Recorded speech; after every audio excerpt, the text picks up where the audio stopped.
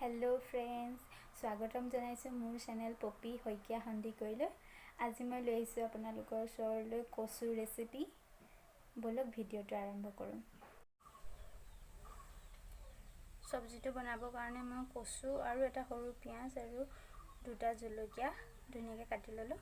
এতিয়া বনাব লাগে।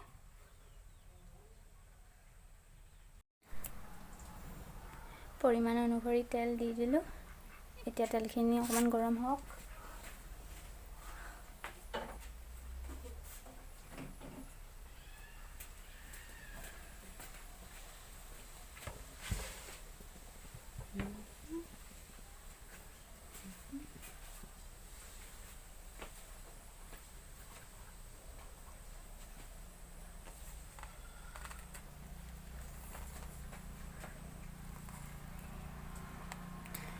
পিঁয়াজ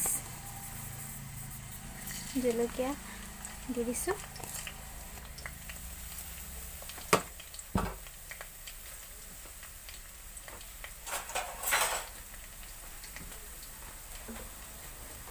লাৰি দিয়া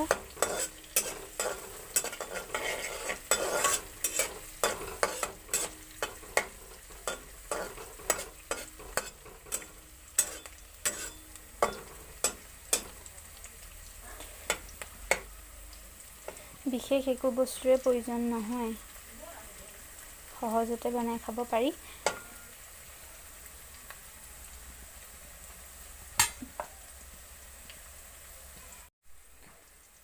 হালধি,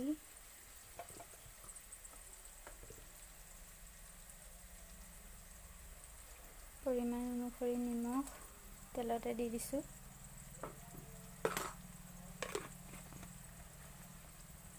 এতিয়া আকৌ এবাৰ লৰাই ল'ম ভালকৈ।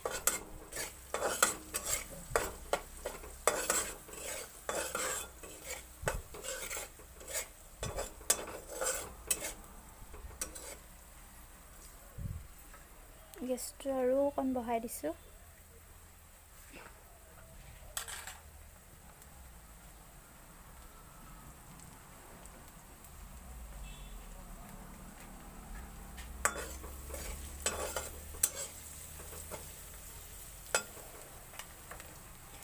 এতিয়া কচুখিনি দি দিম। ভালদৰে আকৌ এবাৰ লৰাই দিম।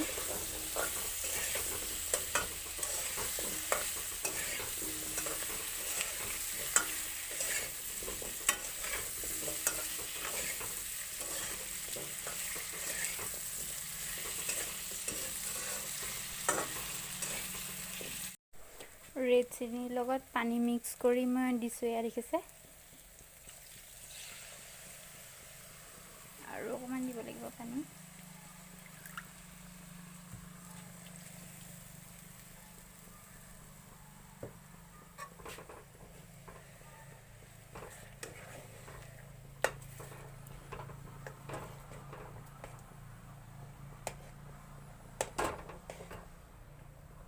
জ্বলা হ'লে খাবলৈ ভাল লাগে।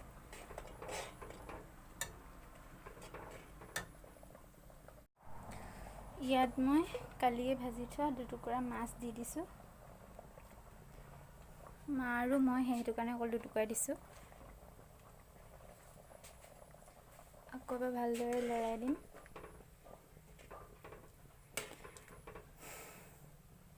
এতিয়া ঢাক মাৰি দিম ভালকৈ, আকৌ এবাৰ উতল দিবলৈ।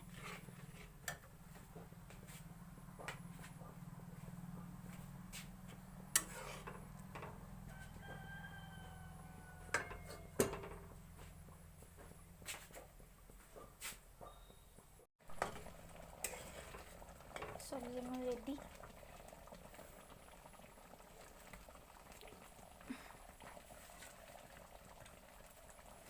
একেবাৰে শেষত এয়া মই মান ধনিয়া কুটি লৈছোঁ, ওপৰৰ পৰা দি দিছোঁ।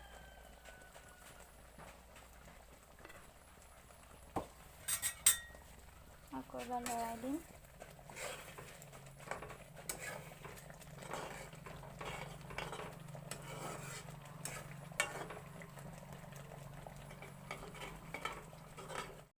আৰু এয়া মোৰ চব্জি ৰেডি হৈ গ'ল।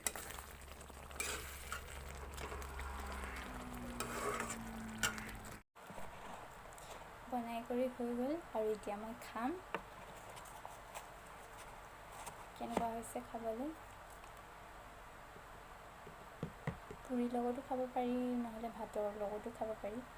মই দুইটাৰ লগতে ট্ৰাই কৰিম।